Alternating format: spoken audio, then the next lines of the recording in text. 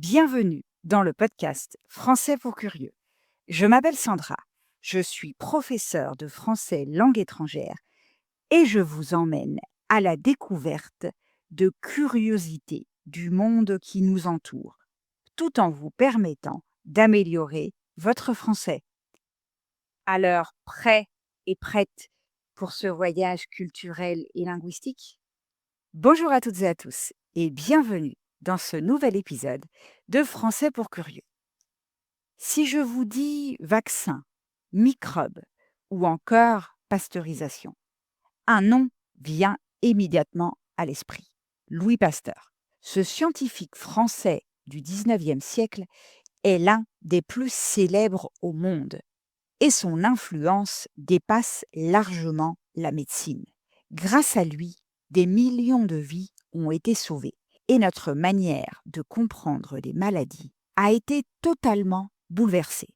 Dans cet épisode, je vais vous raconter l'histoire de Louis Pasteur, depuis son enfance modeste jusqu'à ses découvertes qui ont transformé la science et la vie quotidienne. Nous parlerons de ses recherches sur la fermentation, de la fameuse pasteurisation, de la vaccination contre la rage, mais aussi de son héritage immense qui continue à vivre aujourd'hui. Avant de commencer, je vous rappelle que si le podcast vous plaît, vous pouvez m'offrir un petit café. Le lien est en description. Comme d'habitude, un peu de vocabulaire utile afin de mieux comprendre l'épisode que vous allez écouter.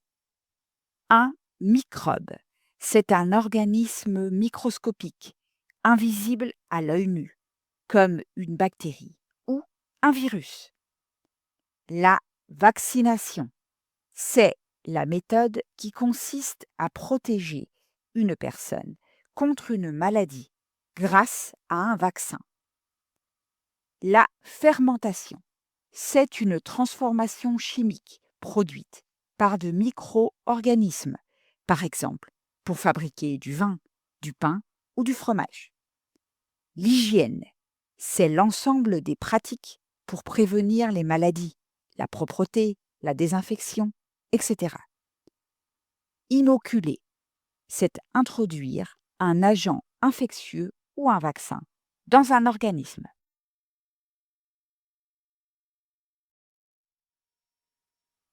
Entrons maintenant dans le vif du sujet.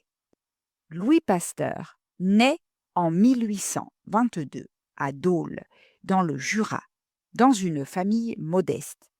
Son père, Jean-Joseph Pasteur, est tanneur, c'est-à-dire qu'il travaille les peaux pour en faire du cuir. Sa mère, Jeanne-Étiennette Rocky, s'occupe de la maison. L'enfance de Louis n'est pas celle d'un génie précoce. À l'école, il n'est pas particulièrement brillant dans toutes les matières. On le décrit comme un élève appliqué, mais plutôt moyen. En revanche, il montre un talent certain pour le dessin et la peinture.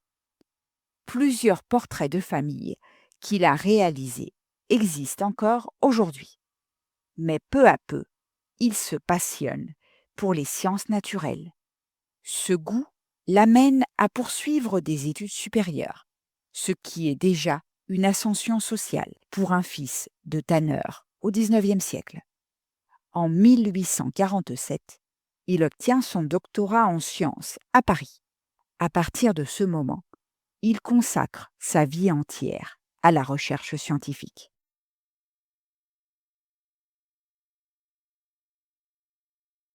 La première grande découverte de Pasteur concerne la chimie, et plus précisément les cristaux. Il étudie l'acide tartrique et remarque quelque chose d'étonnant. Les cristaux existent sous deux formes symétriques, comme une image et son reflet dans un miroir. Cette découverte sur la dissymétrie moléculaire peut sembler abstraite, mais elle est fondamentale pour la chimie moderne.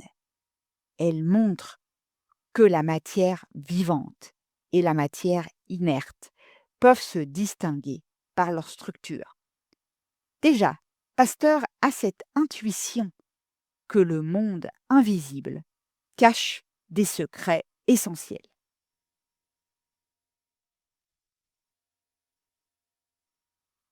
Pasteur s'intéresse ensuite à un problème très concret qui touche l'économie française, le vin et la bière qui se gâtent, qui s'abîment. À l'époque, on croit encore à la génération spontanée, l'idée que les organismes vivants apparaissent par hasard dans certaines conditions. Avec ses expériences, Pasteur démontre au contraire que la fermentation est due à l'action de micro-organismes précis, des levures pour l'alcool, des bactéries pour l'acidité. Pour sauver le vin et la bière, il invente un procédé simple, chauffer le liquide à une température modérée pour tuer les microbes sans altérer le goût. Ce procédé prendra son nom, la pasteurisation. Aujourd'hui encore, il est utilisé partout dans le monde, pour le lait, le jus de fruits, la bière. À ce stade, Pasteur n'a pas seulement trouvé une solution pratique, il a aussi posé les bases d'une idée révolutionnaire. Les microbes existent et ils ont un rôle central dans la vie et la maladie.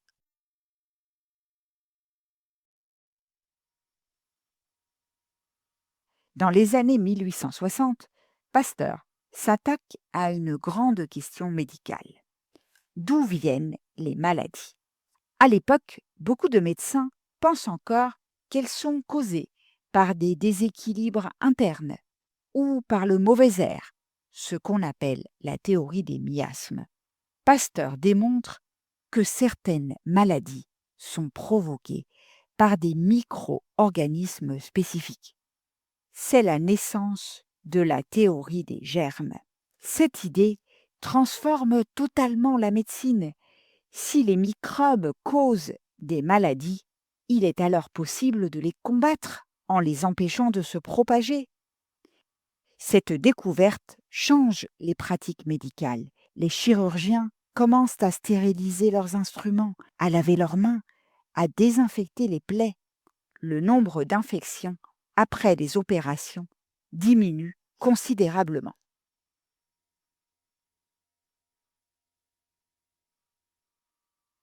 Après la fermentation et les germes, Pasteur se tourne vers la vaccination. Il s'inspire d'Édouard Jenner qui a découvert le vaccin contre la variole à la fin du XVIIIe siècle, mais veut aller plus loin. En 1881, il expérimente un vaccin contre le charbon, une maladie qui décime les troupeaux. Son succès est retentissant. Puis, il s'attaque à une maladie terrible, la rage. Le 6 juillet 1885, un enfant de 9 ans, Joseph Mester, mordu par un chien enragé, est conduit chez Pasteur. La rage est mortelle dans presque tous les cas. Pasteur décide de lui inoculer un vaccin expérimental. Le traitement fonctionne.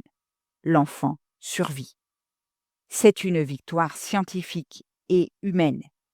Pasteur devient un héros acclamé en France et dans le monde entier. Fort de ce succès, Pasteur fonde en 1887 l'Institut Pasteur à Paris. Cet institut est consacré à la recherche et à la lutte contre les maladies infectieuses. Aujourd'hui, l'Institut Pasteur est une référence mondiale. Ses chercheurs ont travaillé sur la poliomyélite, le VIH, le Covid-19 et de nombreuses autres maladies.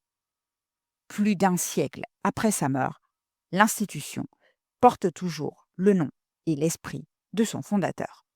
Louis Pasteur meurt en effet en 1895, à l'âge de 72 ans. Sa mort est un événement national. il est enterré dans une crypte de l'Institut Pasteur pour rappeler que sa vie et son œuvre restent liées. Son héritage est immense. La pasteurisation, la vaccination, la théorie des germes. Son nom est partout, dans les rues, des écoles, des hôpitaux, mais surtout, il est associé à une certaine idée de la science, une science au service de l'humanité.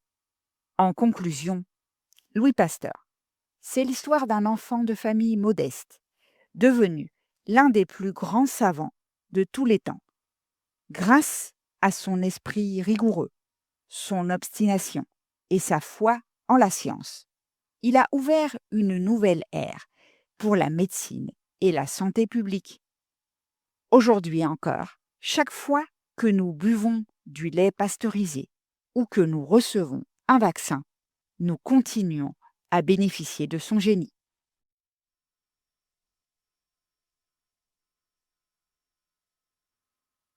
Et voilà, nous arrivons au terme de l'épisode d'aujourd'hui. J'espère que vous avez aimé ce que vous avez entendu. Si c'est le cas, je vous invite à laisser un message sur votre plateforme d'écoute préférée et à partager l'épisode autour de vous. On se retrouve la semaine prochaine pour d'autres curiosités.